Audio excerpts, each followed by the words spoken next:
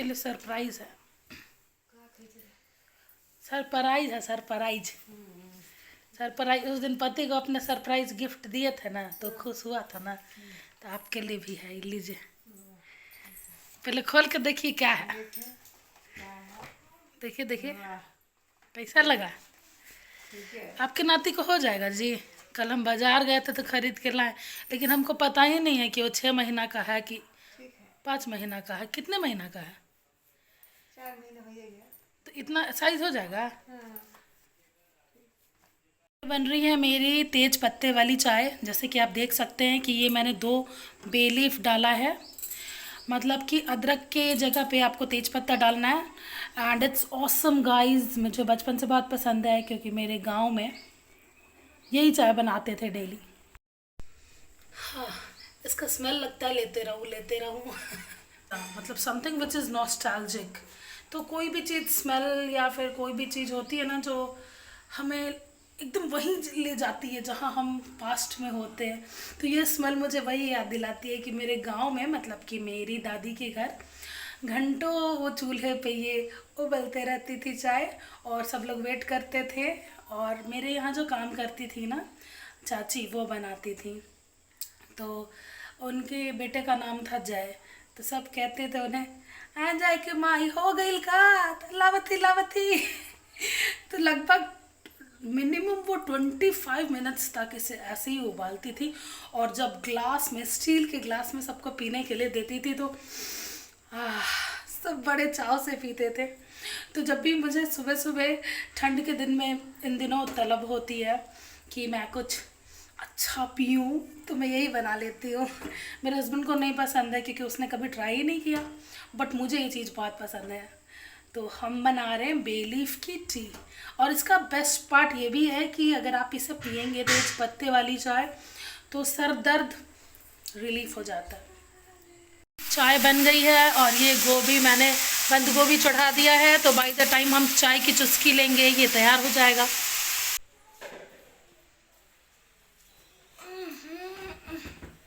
वो तेज पत्ते वाली चाय।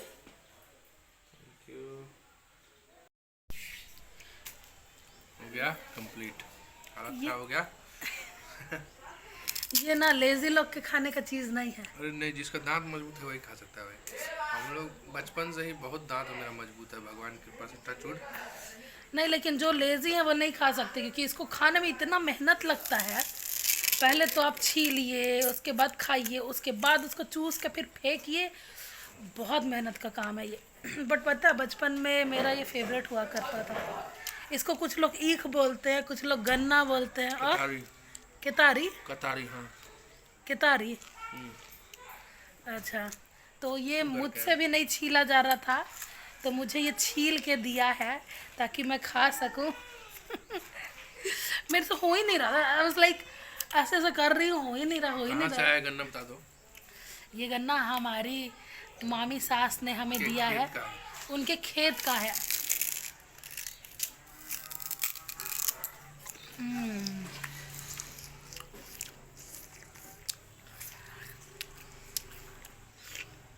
और छठ का पर्व आ रहा है, तो छठ के पर्व में एज अ प्रसाद ये चढ़ता है, तो सबके घर आता है ना। तो बिहार में जो छठ होता है, उसमें सूप में, दौरा में, this is also very important part, जो गन्ना लोग लेके जाते हैं। और उसका कुछ होता है ना, पाँच गन्ना से बांध के कुछ, जहाँ पे भी लोग छठ करते हैं वहाँ 5 गन्ना से बांध के स्टैंड टाइप का खड़ा कर देते हैं, और फिर होता पूजा। तो हमारे यहाँ इस साल हो नहीं रहा है, गम ही पड़ गया है। नेक्स्ट ईयर देखते हैं कि हमारा छठ कैसा जाएगा। होप सो सब लोग करेंगे और मज़ा आएगा। गाइस, तो हम जा रहे हैं डॉक्टर के पास स्कैनिंग कराने। मतलब कि एक बहुत सारे अल्ट्रासाउंड्स होते हैं, उसमें 8th मंथ में भी डॉक्टर कराने बोली है मुझे कि 8th मंथ में भी आप देख लो बेबी का ग्रोथ कैसा है, क्या है। तो लास्ट अल्ट्रासाउंड मैंने 6th मंथ में कराया था, 7th मंथ में नहीं कराया था। अभी 8th मंथ हो गया, तो मैं जा रही हूँ। सकू ने कहा कि काफ़ी भीड़ है क्योंकि छठ का टाइम है, बट ये चीज़ तो बहुत ज़रूरी है, इसे स्किप नहीं कर सकते हम। तो कितने भी भीड़ हो वेट करके कराना ही पड़ेगा, बिकॉज़ ये जानना बहुत ज़रूरी है कि बेबी का ग्रोथ कैसा हो रहा है और कितने वेट का हुआ बेबी। अरे धीरे धीरे धीरे चलाओ। तो बस आज हम वही चेक करवा के आते हैं कि कितना केजी का हुआ बेबी, क्या ग्रोथ है, सब देख पाएंगे अल्ट्रासाउंड में। तो चलिए चलते हैं।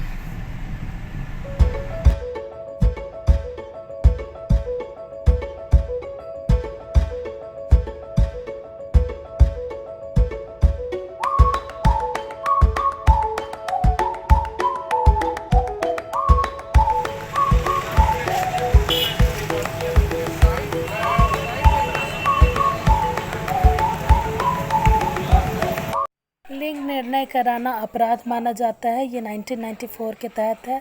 तो हर अल्ट्रासाउंड कराने जहाँ भी हम जाते हैं यही लिखा रहता है। मैंने सोचा कार में ही वेट कर लेते हैं। उन्होंने बोला कि वो सिक्योरिटी गार्ड को बोलेंगी, मतलब आवाज़ देंगी जब हमारा टर्न आएगा। तो सिक्योरिटी भैया को मैंने भी पर्सनली दिखा दिया कि वहाँ हमारी कार लगी है, प्लीज़ हमें बुला लीजिएगा जब हमारा टर्न आएगा। तो बाय द टाइम हम कार में ही वेट कर लेते हैं, क्योंकि भीतर काफ़ी भीड़ है एंड इट्स रिस्की। मैंने अभी तक कोविड का इंजेक्शन भी नहीं लगवाया है।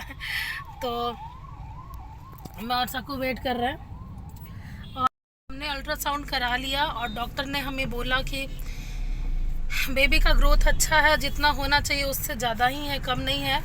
तो डॉक्टर ने बोला कि मुझे चांसेस लग रहा है कि जो डिलीवरी डेट है उसके पहले ही बेबी हो जाएगा, क्योंकि ग्रोथ हो ही गया लगभग। तो जब पूरा ग्रोथ हो जाता है तो बेबी ज़्यादा लेट नहीं करता, जल्दी ग्रोथ हो जाता है। और रुको मैं पैसे दे रही हूँ।